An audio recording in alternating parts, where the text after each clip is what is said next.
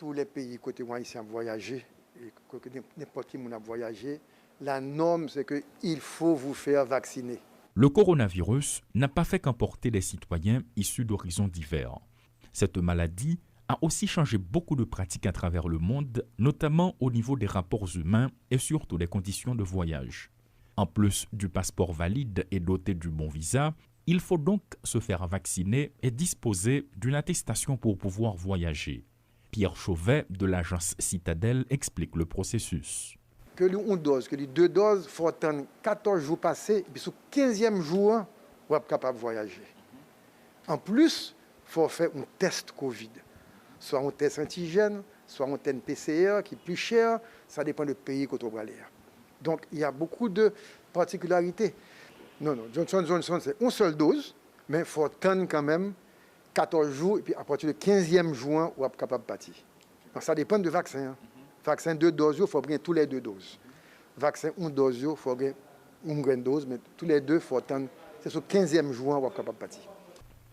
L'évolution de la maladie et l'augmentation des cas dans certains pays, comme la Russie entre autres, peuvent amener à des modifications. Les dispositions sont fixées par les experts en santé suivant les derniers développements de la pandémie, que cela plaise aux voyageurs ou pas. Et ceci, ça c'est à partir du mois de novembre, mais il est capable de changer en décembre, il est capable de changer en janvier parce que on flambé de Covid encore là en Europe, certains pays ont confiné encore, comme l'Autriche.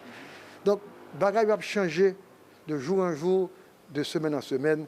Donc, c'est pour ça, pour les gens capables d'éviter qu'il y ait une mauvaise expérience dans l'aéroport, pour ne pas partir, pour perdre de l'argent, il est toujours recommandé de s'adresser à des professionnels. Des États américains comme le Texas ou la Californie exigent un test, mais pas la carte de vaccination. Par contre, il est impossible de se rendre directement dans ces 2 États sans passer par New York, Miami ou par un autre aéroport de Floride. Ce qui renvoie à la case départ, poursuit M. Chauvet.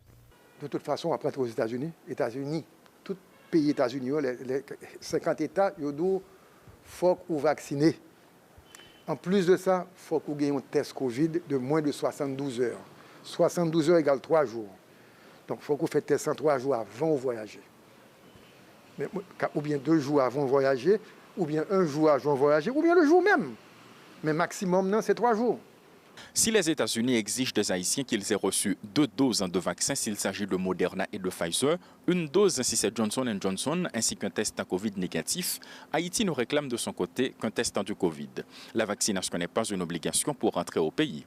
Toutefois, quelle que soit la dose reçue, il faudra attendre 14 jours et c'est au 15e que l'intéressé pourra finalement voyager vers l'étranger muni d'un test à Covid négatif effectué il y a moins de 72 heures.